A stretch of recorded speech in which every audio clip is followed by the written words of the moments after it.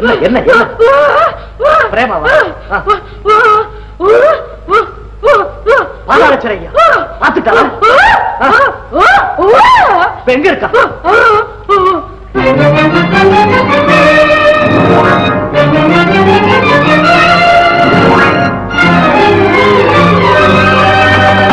பிரேமா, பிரேமா, கதவை திற. ஏன்? எதற்காக? சொல்லுகிறேன், கதவை திற. முடியாது, திறக்க முடியாது. இப்போது இங்க என்ன நடந்து விட்டது? ஏன் இப்படி எல்லாம் செய்கிறார்? இனியும் என்ன நடக்க வேண்டும்? தாலி கட்டிய மனைவியை பாத தூசியினும் கேவலமாக நடத்தினீர்கள். வேலைக்காரியை கொண்டே உங்கள் வீட்டுக்காரியை அவமானப்படுத்தும்படி உத்தரவு போட்டீர்கள். இதை விட வேற என்ன நடக்க வேண்டும்? இது வீடல்ல, பயங்கர விலங்குகள் உலவும் காடு. இது காடு. தவறு பிரேமா, நடந்ததெல்லாம் தவறு. கதவை திற. போதும், நடந்ததெல்லாம் போதும். என்னை தொந்தரவு செய்யாதீர்கள். இந்த அறையிலாவது என்னை சுதந்திரமாக இருக்க விடுங்கள். போங்கள், என்னை தொந்தரவு செய்யாதீர்கள். பிரேமா,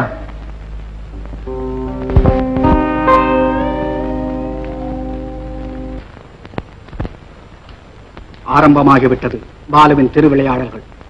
இனிமேல் இந்த மொட்டை கடிதம் என்ன பாடுபடுத்துகிறது என்பதை பார்த்து விடுகிறேன்.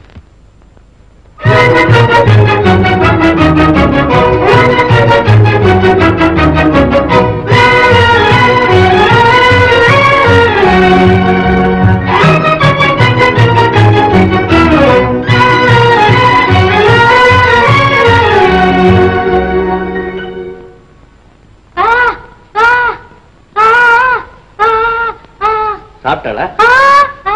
காலையில சாப்பிடல? சாப்பிடாம செத்து போறாளா? எங்க இருக்கா? கூட்டிட்டு இருக்கல?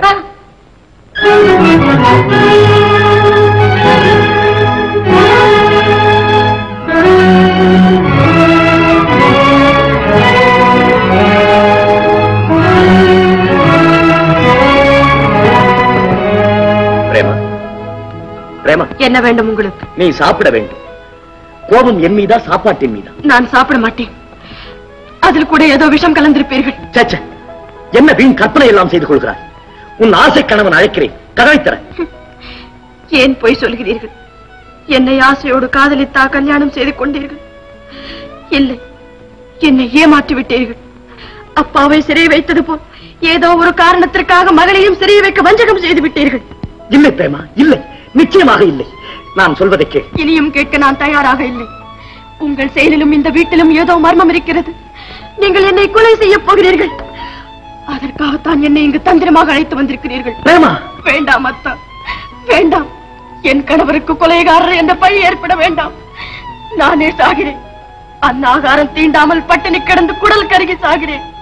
அனாதை பிச்சைக்காரி போல் அனுதினமும் சாகிறேன். என்னால் நீங்கள் கொலைகாரராக வேண்டாம். என் கணவர் கொலைகாரர், கொடுமையாளர், காட்டுமராண்டி என்று ஊரம் உலகம் பேச வேண்டாம். நானே சாகிறேன், நானே சாகிறேன் அத்தா, நானே சாகிறேன். பிரேமா,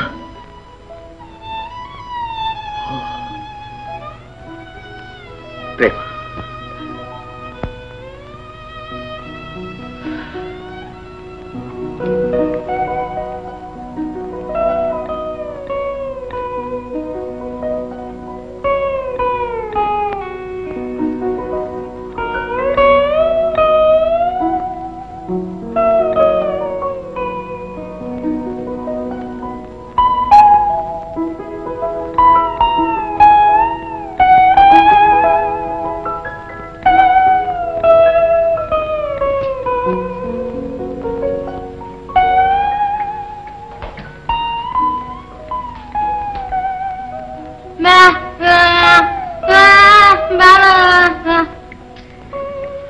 எனக்கு சாப்பாடு வேண்டாம். நீ போய் சாப்பிட்டு தூங்கு போ.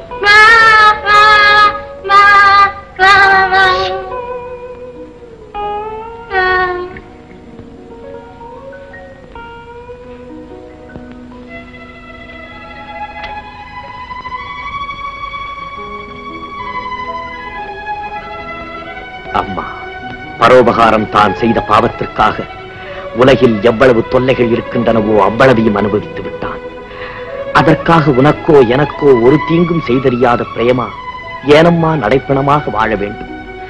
அவளும் உன்னை போல ஒரு பெண்ணல்லவா? ஐயோ அம்மா, பழிவாங்குவதற்காக வளர்த்தாயே, அப்போதே என்னை பண்பேதும் அறியாத ஒரு காட்டு மிராண்டியாக வளர்த்திருக்க கூடாதா? என்னை ஏன் படிக்க வைத்தாய்? பண்புகளை உணர வைத்தாய்? இல்லை இல்லை, நீ அப்படி நினைக்கவில்லை. நான் தான் தவறுதலாக அர்த்தம் செய்து கொண்டிருக்கிறேன். குற்றவாளிகளை திருத்துவதுதான் தண்டனையின் நோக்கம். பரோபகாரம் திருந்திவிட்டான்.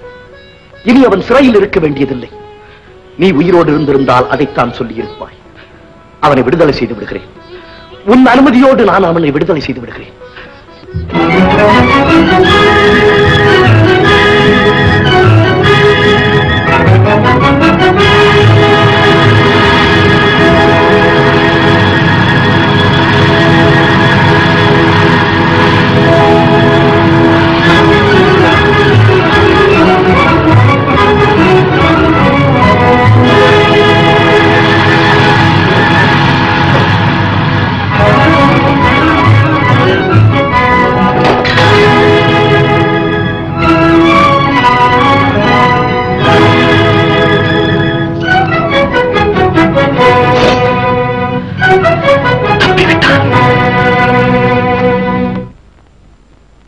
என்ன, பரோபகாரத்தை கணேஷ் கொலை செய்து விட்டாரா?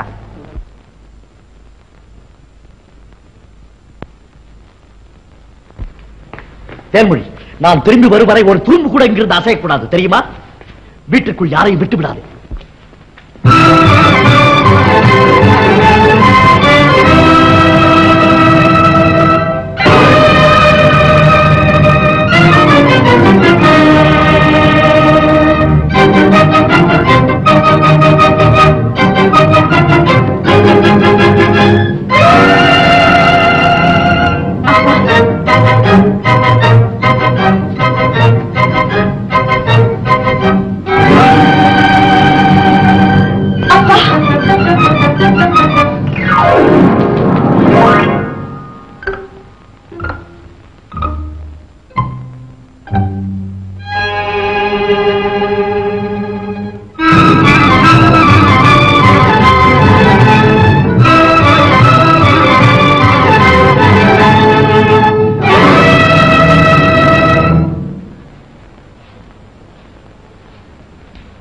என்ன பிரேமா இதெல்லாம்?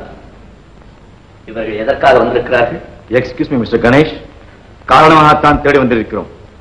முதலில் என் கேள்விகளுக்கு பதில் சொல்லும். நீர் பரோபகாரத்தை உமது எதிரியாக கருது உண்டா? நோ. சட்டத்திற்கு விரோதமாக அவரை உமது பாதாளரில் கூட்டி வைத்தது உண்மைதானா? இல்லை.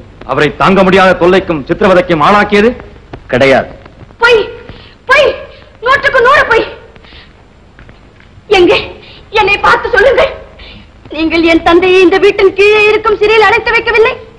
அவர் மனம் புண்பட வேண்டும், அவர் குலம் பூண்டோடு அழிய வேண்டும் என்பதற்காகவே என்னை நீங்கள் மணந்து கொள்ளவில்லை. பிரேமா, ஆஹா, அதட்டல், உருட்டல், மிரட்டல், இவைகளுக்கெல்லாம் நான் பயந்து நடுங்கி வாழ்ந்த காலம் மலையேறிவிட்டது. அதிகாரி அவரே, இவர்தான், இந்த பொல்லாதவர் தான் என் தந்தையை பூட்டி வைத்தார். உண்மையை நான் தெரிந்து கொண்டேன். அதை அறிந்த இவர் நேற்று திடீரென்று என் தந்தையை கடத்தி விட்டார். யாருக்கும் தெரியாமல் எங்கேயாவது கொண்டு போய் அவரை கொலை செய்திருக்க வேண்டும். கேளுங்கள் இவரை, நீங்களே கேளுங்கள். மிஸ்டர் கணேஷ், உங்கள் மனைவியே உங்களுக்கு எதிராக இருக்கும் பொழுது இனியும் சமாளித்து பயனில்லை.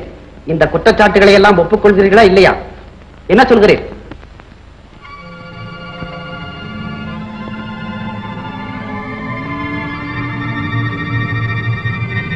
ஒப்புக்கொள்கிறேன், ஒப்புக்கொள்கிறேன். அவனை கொலை செய்யவில்லை என்பதை தவிர அனைத்தையுமே ஒப்புக்கொள்கிறேன். பரோபகாரத்தை படாத பாடுபடுத்தினேன்.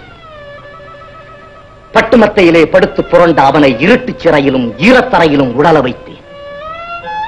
ஏன்? எதற்காக?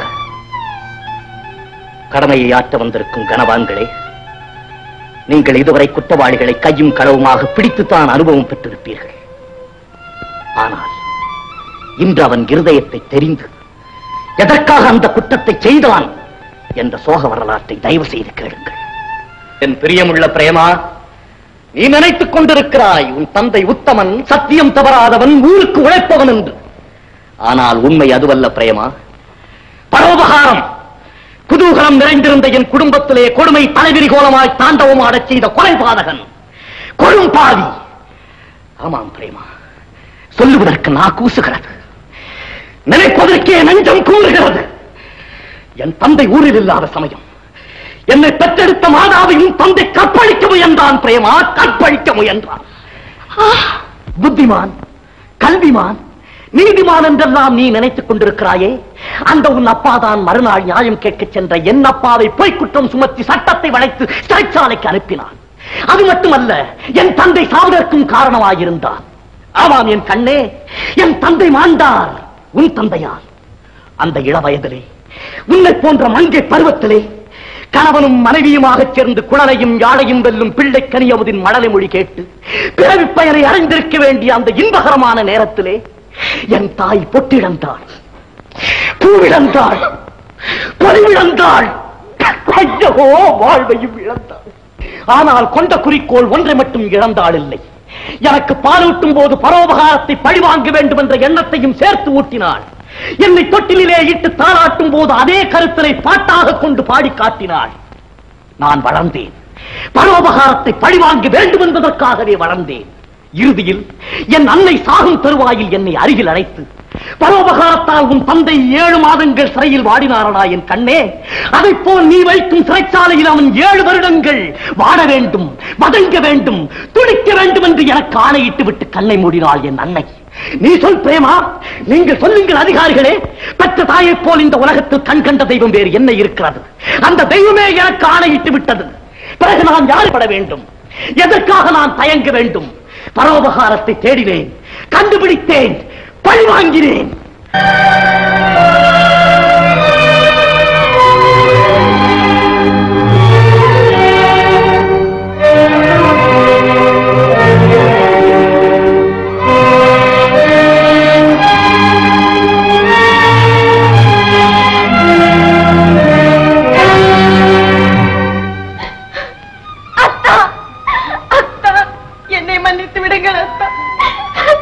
இப்போதுதான் உங்கள் உள்ளம் தெரிகிறது எனக்கு.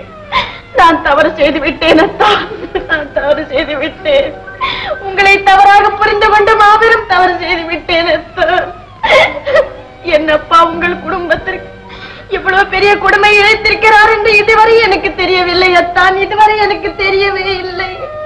என்னை மன்னித்து விடுங்கள் அத்தா.